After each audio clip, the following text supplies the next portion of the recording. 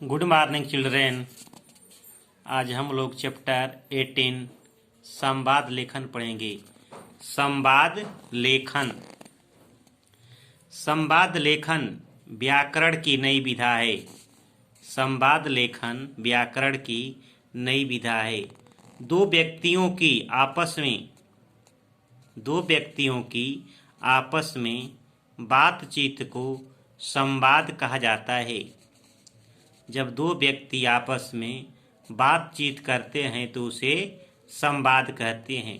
संवाद में एक के बाद दूसरा व्यक्ति बात कहता है। संवाद में एक व्यक्ति के बाद दूसरा व्यक्ति अपनी बात को कहता है। संवाद लेखन के समय ध्यान देने योग्य बातें। पहली बात है, संवाद दिए गए विषय के अनुकूल होने चाहिए। जो हमारा संवाद होना चाहिए, जो हमारा विषय है, उनके अनुकूल रहना चाहिए। संवाद में उचित संबोधन। संवाद में उचित संबोधन तथा अभिवादन का प्रयोग करना चाहिए।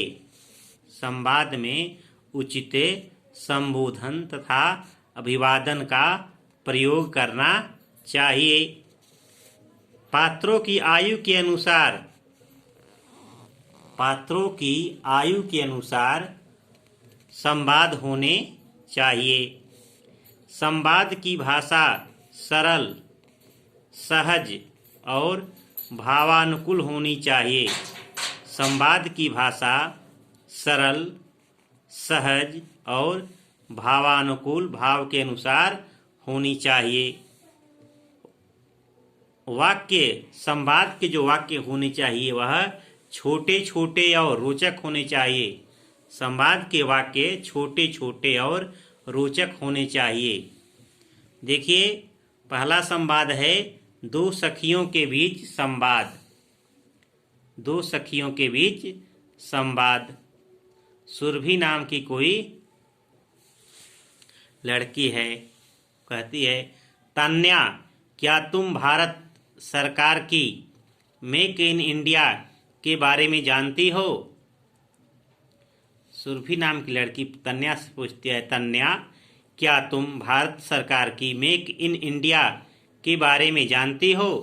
तन्या, हाँ, कल माँ ने मुझे बताया था कि मेक इन इंडिया के द्वारा सरकार अच्छी और ज़रूरत की चीज़ों का निर्माण भारत में ही करने के लिए व्यापारियों और निवेशकों को प्रोत्साहित कर रही है।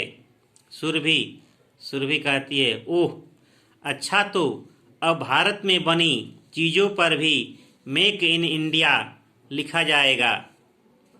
सुरभि पूछती है, ओह अच्छा, तो भारत में बनी चीज़ों पर भी मेक इन इंडिया लिखा जाएगा? तन्या, हाँ, इस तरह हमारे देश में ही बनी चीज़ों की कीमत कम होगी। तन्या कहती है, हाँ, इस तरह हमारे देश में बनी चीज़ों की कीमत कम होगी और जब इन चीज़ों को निर्यात किया जाएगा तो उसकी पूंजी भी हमारे देश में ही आएगी। जब इन चीज़ों को निर्यात किया जाएगा तो उसकी पूंजी भी हमारे देश में ही आएगी। सुरभि, अच्छा, तो क्या केवल भारत के उद्योगपति ही इसका प्रयोग कर सकेंगे? सुरभि पूछती है, अच्छा, तो क्या केवल भारत के उद्योगपति ही इसका प्रयोग कर सकेंगे? तन्या, नहीं, विदेशी व्यापारी और निवेशक भी भारत में अपनी वस्तुओं का निर्माण कर सकते हैं। इससे युवाओं के लिए नए रोजगार के साधन भी खुलेंगे। सुरभि, वाह, यह तो बड़ी अच्छी बात होगी।